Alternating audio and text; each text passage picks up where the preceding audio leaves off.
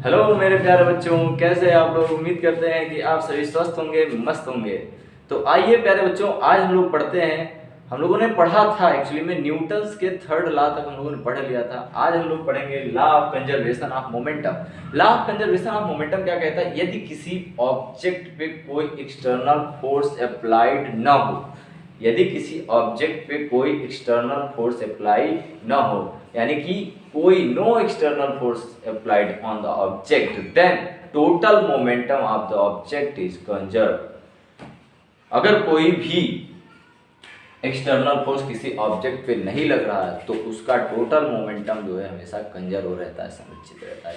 ये है law of conservation of momentum, यानी कि उसका इनिशियल मोमेंटम और फाइनल मोमेंटम हमेशा बराबर होता है। इसको कैसे समझ सकते हैं? तो हम सभी को पता है कि न्यूटन सेकंड लॉ के according F is equal to होता है delta P upon delta T। ये होता है, हम सभी को पता है। यहाँ पे कहा जा रहा है कि ये जो है एक्सटर्नल फोर्स क्या होना है? जीरो। अगर ये जीरो हो जाएगा तो यहाँ से हमारा डेल्टा P किसके बराबर आएगा? ये इधर जाएगा, जीरो से मल्टीप्लाई होगा, ओवरऑल जीरो हो जाएगा। तो डेल्टा P किसके बराबर हो जाएगा? जीरो के बराबर हो जाएगा। यहाँ से हम लोग बोल सकते हैं डेल्टा P क्या है? Final minus initial, final momentum minus initial momentum. हमेशा डेल्टा जब लेते हैं तो फाइनल से इनिशियल को घटाते हैं, जैसे डेल्टा V यानी कि हम लोग वेलोसिटी में चेंज, इसी तरह डेल्टा P यानी कि मोमेंटम में चेंज इन मोमेंटम, यानी कि फाइनल मोमेंटम को P2 से मान लीजिए रिप्रेजेंट करते हैं और माइनस इनिशियल मोमेंटम को फर्स्ट से, तो ये हो जाएगा किसके बराबर? जीरो के बराबर। इस तरीके से हम लोग देख सकते हैं ये इधर कायम है, माइनस में उधर जाएगा, कायम हो जाएगा प्लस में, तो P2 किसके बराबर हो जाएगा?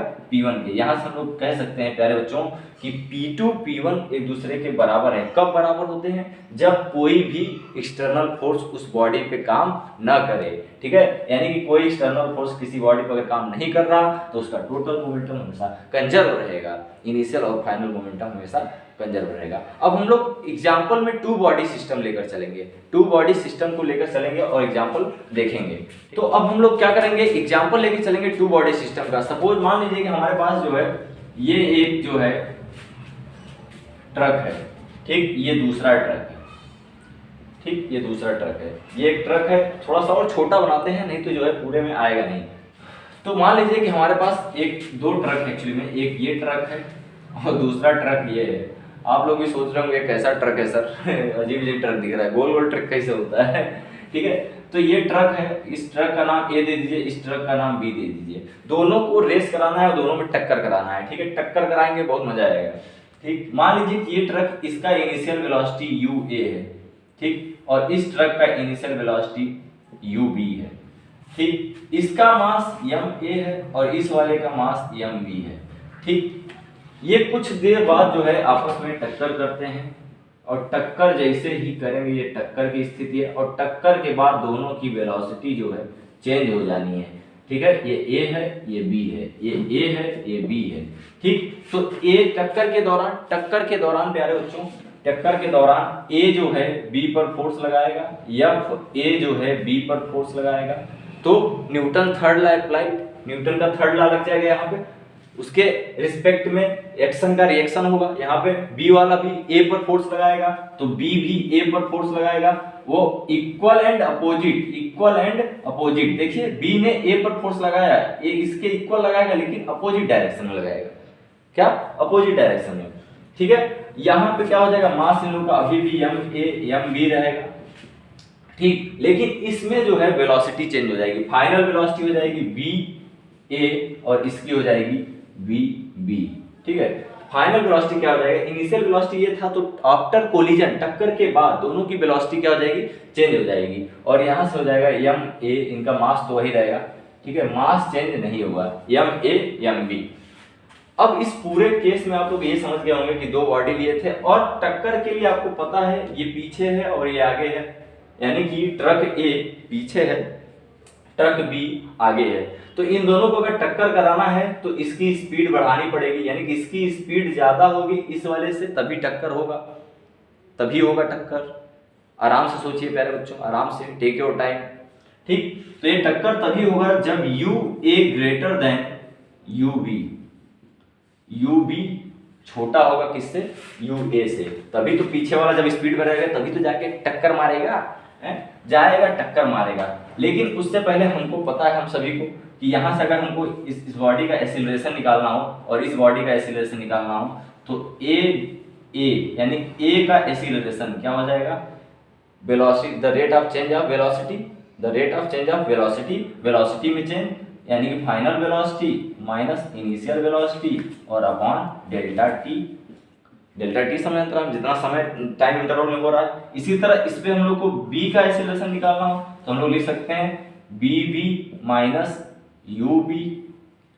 bv माइनस यहाँ पे ua होगा एक्चुअली में ua, और यहाँ पे bv माइनस bv हो जाएगा, ठीक है, ये हो जाएगा bv माइनस ub, यानी कि वेलोसिटी में चेंज, ठीक, वेलोसिटी में चेंज कितना समय, डेल्टा टी समय में, तो ये हो जाएगा ab, ये ए बी आ गया और ये ए आ गया। अब हमको पता है Newton's third law, Newton's third law क्या कहता है कि एफ ऑफ ए बी, यानी कि ए जो बी पे फोर्स लगाएगा वो बराबर होगा माइनस का इक्वल एंड अपोजिट डायरेक्शन के लिए माइनस यूज करेंगे, एफ ऑफ बी ए, ये दोनों फोर्स आपस में बराबर होंगे। तो यहाँ से हम लोग लिख लेंगे, हमको पता है कि एफ जो होता है एम ए के बराबर होता है, एफ किसके बराबर होता है, एम ए के बराबर होता है। तो हमको अगर यहाँ से एफ ए का निकालना हो बी पर तो हम लोग यहाँ लिख सकते हैं एम ए लिख सकते हैं कि नहीं लिख सकते हैं। अगर हमको यहाँ पे एफ ऑफ बी ए निकालना हो तो हम लोग यहाँ लिख सकते हैं एम बी ए बी।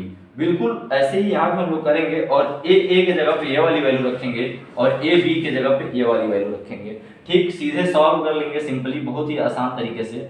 तो हो जाएगा यहाँ से एम ऑफ ए और ए के जगह पे ये वाली वैल्यू रखेंगे B A minus U A upon delta T. इसी तरह ये बराबर हो जाएगा किसके, बराबर हो जाएगा माइनस का एफ ऑफ बी ए के जगह पे हम लोग एम बी और ए के जगह पे ए बी के जगह पे हम लोग ए बी की जगह पे क्या रखेंगे, ये वाली वैल्यू, ठीक, ए बी की जगह पे ये वाली वैल्यू। तो यहाँ से आ जाएगा B B minus U B upon delta T, ये हो जाएगा। अब यहाँ से हम लोग देख सकते हैं डेल्टा टी से डेल्टा टी खत्म। अब इसको हम लोग सॉल्व कर लेंगे तो ये हो जाएगा एम ए, और यहाँ डायरेक्ट हम लोग ओपन कर लेंगे V A minus M A U A, यहाँ भी हम लोग ओपन कर लेंगे, इसमें मल्टीप्लाई करके, बहुत आसान है ब्रैकेट ओपन करना, ठीक है, एम माइनस लगेगा एम बी वी बी, ठीक है, माइनस माइनस प्लस का एम बी यू बी, ये हो जाएगा। अब जो माइनस वाले हैं ये माइनस है, इसको उधर भेजेंगे प्लस में हो जाएगा, ये माइनस है इसको इधर ले आएंगे, ठीक, तो ये हो जाएगा। यहाँ पर हम लोग देख सकते हैं एम ए और यहाँ से वी ए, ठीक, ये वाला माइनस है इधर आएगा प्लस हो जाएगा, तो प्लस का एम बी और बी बी हो जाएगा। इसी तरह इस वाले माइनस को उधर ले जाएंगे तो ये बराबर हो जाएगा किसके, इधर है एम बी यू बी और ये माइनस में है तो उधर जाएगा तो कायम हो जाएगा प्लस में, कायम हो जाएगा प्लस में एम ए यू ए। तो ये है law of conservation of momentum, यानी कि टक्कर से पहले इन दोनों का कंबाइंड मोमेंटम और टक्कर के बाद इन दोनों का कंबाइंड मोमेंटम हमेशा बराबर आएगा जब अगर इस पे कोई एक्सटर्नल फोर्स नहीं लगा। तो हम लोगों ने एक्सटर्नल फोर्स यहाँ कोई नहीं लगाया, ये दोनों इंटरनल फोर्स माना जाएगा, एक्सटर्नल नहीं, ठीक है। तो यहाँ पे आप देख सकते हैं प्यारे बच्चों, आप देख सकते हैं कि ये फाइनल मोमेंटम है, दोनों ऑब्जेक्ट का कंबाइंड फाइनल मोमेंटम है M A M B V B, है ना, ये फाइनल मोमेंटम है दोनों का, सम ऑफ फाइनल मोमेंटम और ये सम ऑफ इनिशियल मोमेंटम के बराबर आ रहा है। ये एक बहुत अच्छा एग्जांपल था टू बॉडी सिस्टम का, जो है law of conservation of momentum, बहुत बढ़िया एग्जांपल था।